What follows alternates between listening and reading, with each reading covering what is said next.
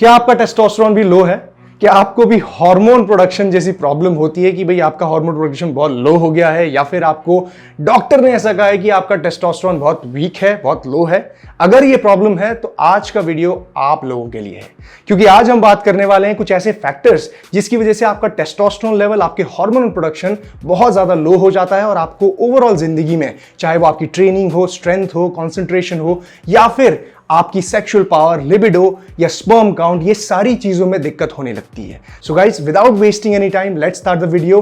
Welcome back, this is Jeet Salal, health and fitness coach and the founder of Himalayan stallion. So guys, let's start the video now. सबसे पहली चीज तो मैं आपको बताऊं कि भाई टेस्टोस्टेरोन क्या चीज है।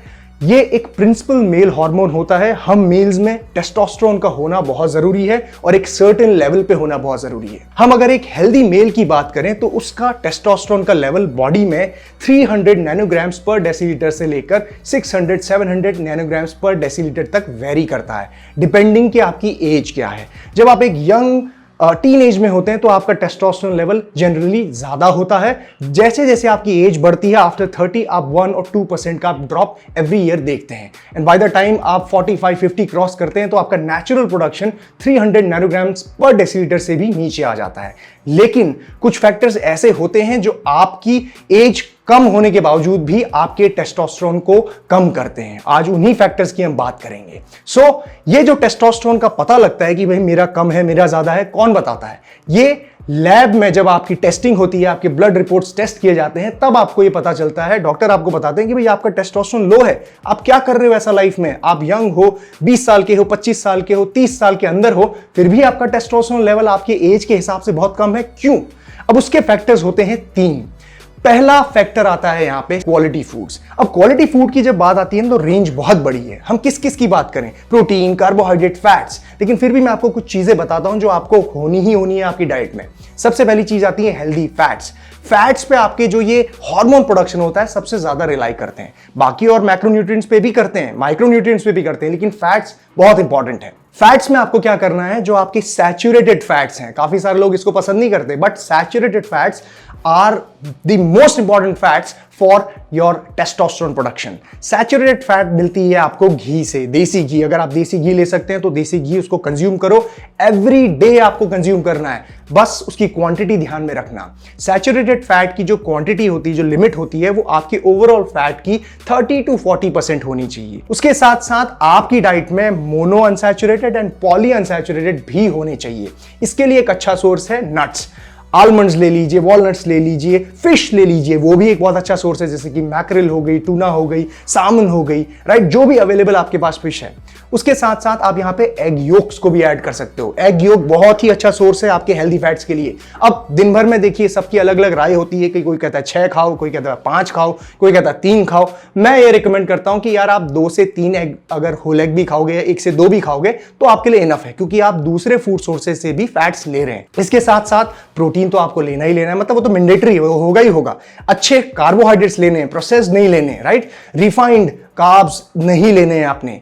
इसके बाद बहुत ही इंपॉर्टेंट चीज, माइक्रोन्यूट्रिएंट्स, विटामिन्स एंड मिनरल्स पे आपका टेस्टोस्टेरोन बहुत ही डिपेंड करता है, क्योंकि ये विटामिन्स, ये मिनरल्स ऐसे होते हैं ना, एड करते हैं आपकी दूसरे न्यूट्रिएंट्स को डाइजेस्ट करने के लिए, एब्जॉर्ब करने के लिए, मेटाबोलाइज करने के लिए, आपकी बॉडी की रिकवरी के लिए, तो बहुत इंपॉर्टेंट होते हैं। इसके लिए आप fruits and vegetables, green leafy vegetables पे रिलाई कर सकते हो। इन फूड्स के साथ साथ आप सप्लीमेंट्स जैसे क्योरामेन डायनामो पावर टैबलेट भी कंज्यूम कर सकते हैं for strength and stamina and vitality, जो आपको हर्ब्स जैसे शिलाजीत, केसर, शतावरी और ट्रिकाटू जैसे हर्ब्स को आपको देता है, और ये 100% सेफ एंड नेचुरल है। क्योरामेन डायनामी power is made up with clinically research Ayurvedic ingredients only, जो आपकी इम्यूनिटी को इंप्रूव करता है, स्ट्रेस कम करता है और एनर्जी लेवल्स को भी बूस्ट करता है। एक अच्छी डाइट और ट्रेनिंग के साथ इसे ऐड करने से आप अपनी ओवरऑल स्ट्रेंथ और स्टेमिना को भी बिल्ड कर पाएंगे। You can consume these capsules after breakfast, और अगर आप इसे परचेज करना चाहते हैं तो लिंक डिस्क्रिप्शन में दिया हुआ है, you can go and check it out. दूसरा फैक्टर यहां पे आता है स्लीप। अब गाइस, आप लोगों को लग रहा होगा कि यार मैं मन से बना के बोल रहा हूं, लेकिन ऐसा नहीं है। स्लीप एक ऐसी चीज है जो बहुत सारे लोग नेग्लेक्ट करते हैं, मतलब एक सबसे बड़ा फैक्टर है आपके टेस्टोस्टेरोन को कम या ज्यादा करने का। ऐसा क्यों? हमारी जो बॉडी है वो एक साइकिल को फॉलो करती है। वो साइकिल होता है सर्केडियन रिदमिक साइकिल, यानी कि हमारी बॉडी में एक बायोलॉजिकल क्लॉक होती है जिसकी वजह से हम सुबह उठते हैं जैसे ही सन निकलता है और जैसे ही सनसेट होता है हम सोते हैं, क्योंकि इसी तरीके से हमारी बॉडी डिजाइन हुई है। अब जैसे जैसे सन निकलता है तो हमारे जो एक्टिव हार्मोन्स हैं, राइट, वो सीक्रेट होते हैं, हम दिन भर का काम करते हैं।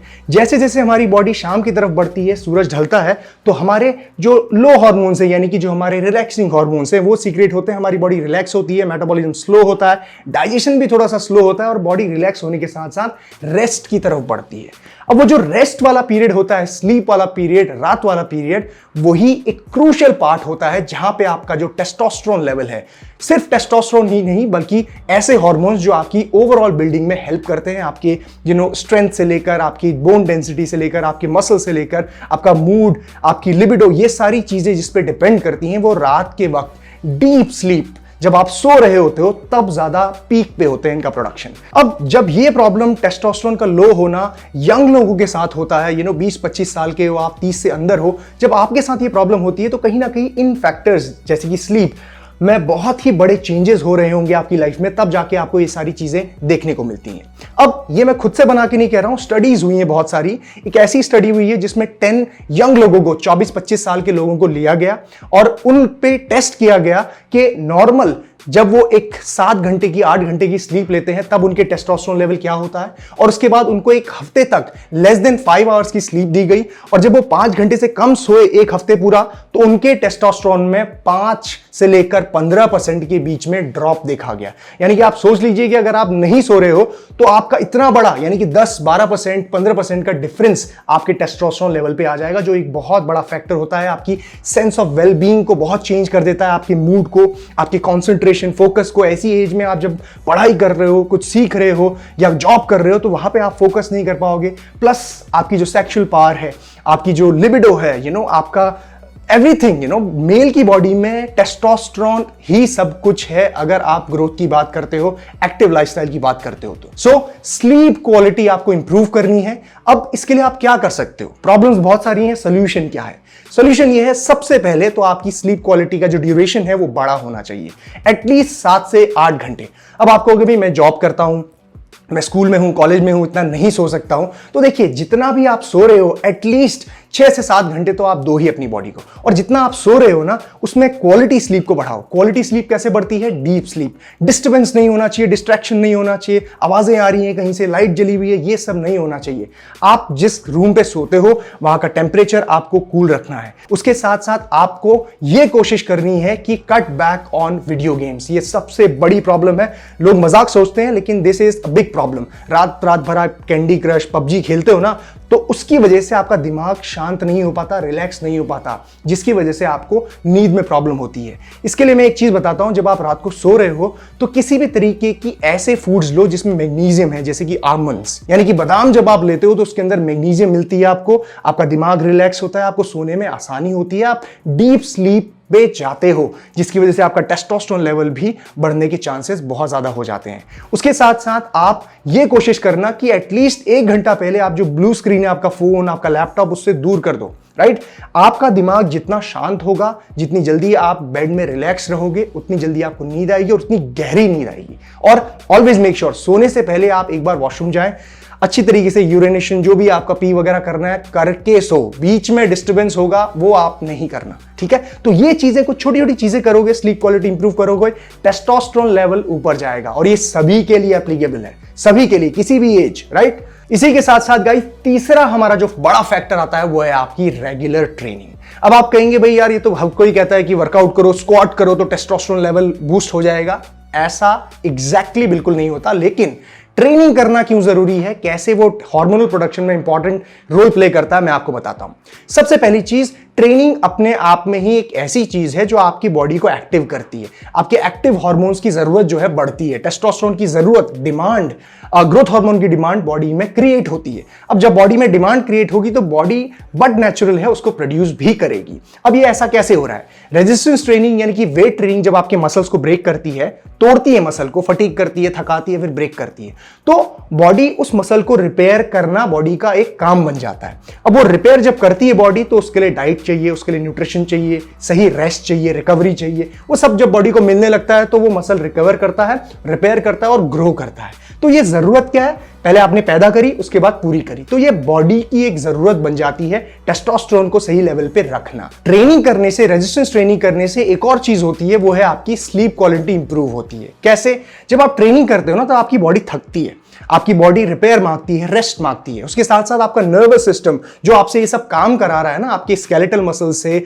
आपके बॉडी से, बोन से काम जो करा रहा है, ये दिमाग, नर्वस सिस्टम, वो भी थकता है, उसको भी रिपेयर की जरूरत होती है। अब उसकी जो रिकवरी है इन सारे सिस्टम्स के साथ, वो आपकी नींद में, आप जब स्लीप में होते हो तब वो रिकवर करता है। और इसकी वजह से भी आपकी बॉडी डीप स्लीप में जाने के चांसेस बढ़ते हैं, और डीप स्लीप में बॉडी जब जाएगी, क्वालिटी स्लीप जब इंप्रूव होगी, तो ऑटोमेटिकली आपका जो नेचुरल टेस्टोस्टेरोन प्रोडक्शन है वो भी इंप्रूव होगा। सो ये सारी चीजें कनेक्टेड रहती हैं। आप मतलब कोई भी ऐसा सिंगल फैक्टर ऐड कर दो, उसके साथ साथ बाकी चीजें नहीं करोगे तो काम नहीं चलेगा। सारे फैक्टर्स को ऐड करना है, फूड भी होनी चाहिए, ट्रेनिंग भी होनी चाहिए, और स्लीप क्वालिटी इंप्रूव करने के दूसरे तरीके भी आपके पास होने चाहिए। ऑलराइट गाइस, सो ये थी इंफॉर्मेशन टेस्टोस्टेरोन बूस्टिंग नेचुरली को लेके। और अगर आपको ये वीडियो पसंद आई है तो make sure thumbs up button को जरूर हिट करें। And guys take care, Jeet Salal, bye bye.